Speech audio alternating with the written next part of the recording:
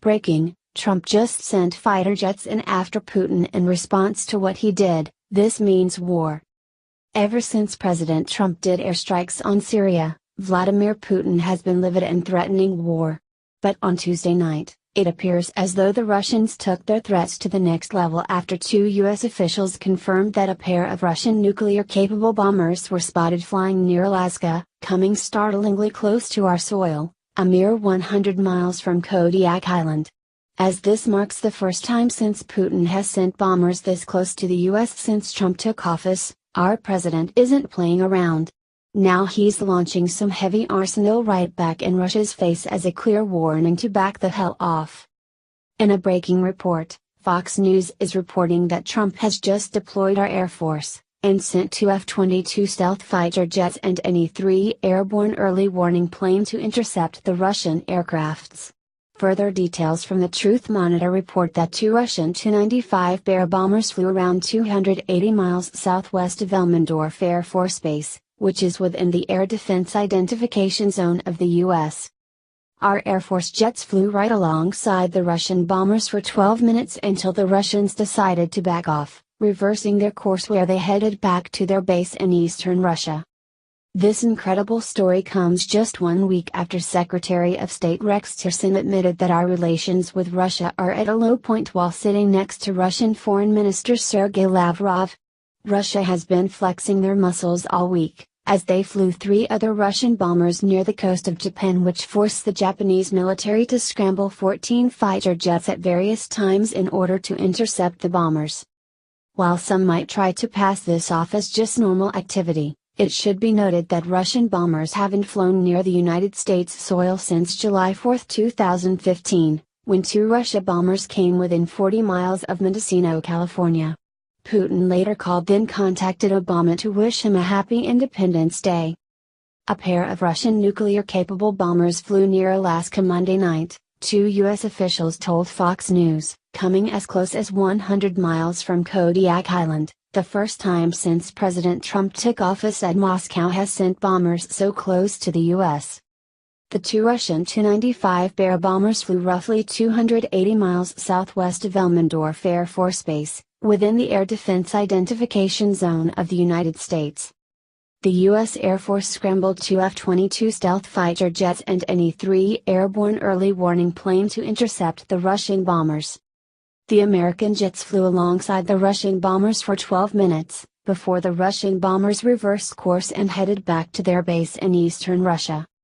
Last week in Moscow, Secretary of State Rex Tillerson said U.S.-Russian relations were at a low point while sitting next to Russian Foreign Minister Sergei Lavrov. While Tillerson was in Moscow, three Russian bombers flew near the east coast of Japan, forcing the Japanese military to scramble 14 fighter jets at various times to intercept the bombers. A Russian spy plane also flew along Japan's west coast. If things were not so tense between the United States and Russia, perhaps this wouldn't be much cause for alarm. But being that our ties with the Russians have rapidly deteriorated since the airstrike in Syria, this could be a very disturbing warning for what's to come. What do you all think of this? Let us know in the comments below. Melania just got massive revenge on Michelle Obama at WH Easter event. You're going to love this. In the ever-failing smear campaign launched against the First Family, liberals in the media were sending out prayers and bad vibes, hoping and praying that Melania Trump would fail at planning the White House Easter egg roll. The Easter egg roll is one of the biggest social events of the year, and no one did it up bigger than Michelle Obama.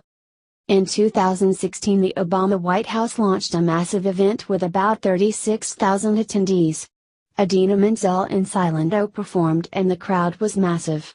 Their event was no doubt star-studded, but more party-themed with long lines and huge crowds. Kind of a quantity over quality type thing. The media did their best to say that she would be in over her head, but the newly minted First Lady reached back to call on egg rolls from the past and went for a very traditional approach. They scaled the size down to about 21,000 people in order to keep the lines short and preserve the quality of the experience for those who were lucky enough to receive tickets. She went out of her way to thank the service members who protect our country and make events such as those possible. Despite what the media tried to put on her, she put together an event that any administration would be proud of. The Washington Post reports. 21,000 people and 18,000 eggs, the Trump White House holds its first Easter egg roll. Some 21,000 people were invited to attend the annual White House Easter egg roll on Monday, one of the year's largest events held at the mansion and one that attracted additional attention this year after the newest occupants of the most famous house on Pennsylvania Avenue got a slow start planning the party. But despite concerns, all seemed to go off without a hitch. It was lower key and less flashy than in years past. First Lady Melania Trump wanted to focus on the more traditional aspects of the longtime Easter egg roll, her spokeswoman said. The president, accompanied by the First Lady, Son Baron and the Easter Bunny, stepped out onto the Truman balcony to address the crowd of colorfully dressed families. This is the 139th Easter egg roll. Think of it. 139. It began a long time ago, 1878, President Trump said. And we will be stronger and bigger and better as a nation than ever before. We're right on track. You see what's happening. The Obamas event was over the top. It was a go big or go home type of event, and I think now that we have a taste of what a real First Lady is supposed to look like, we are all glad she went home. Washington Post. The affair was smaller than it was under First Lady Michelle Obama, whose Easter egg rolls drew celebrities, professional athletes and big-name musicians. Stephanie Grisham, Trump's spokeswoman, said this week that the First Lady decided to scale back the event because she worried it had grown too large, creating long lines for some activities. But the White House came through, releasing tickets in mid-March and distributing them via an online lottery into schools, children's hospitals and military and law enforcement families, Spicer said last week. He said 18,000 eggs had been ordered, which is in line for years past.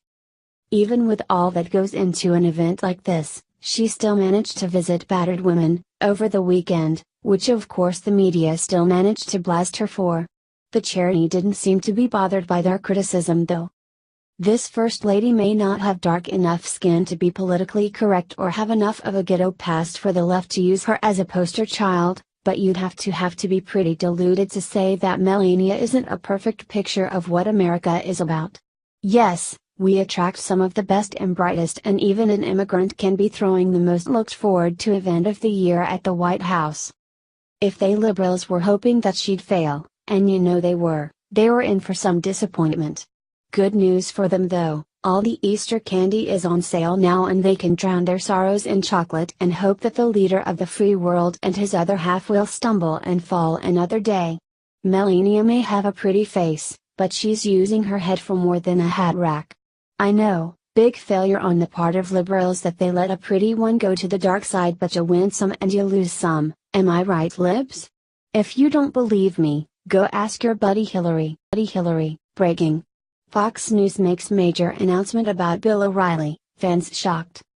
Bill O'Reilly got some terrible news this month when it was uncovered that various ladies had blamed him for sexual harassment throughout the years and that both he and Fox News have paid out $13 million to his informers since 2002.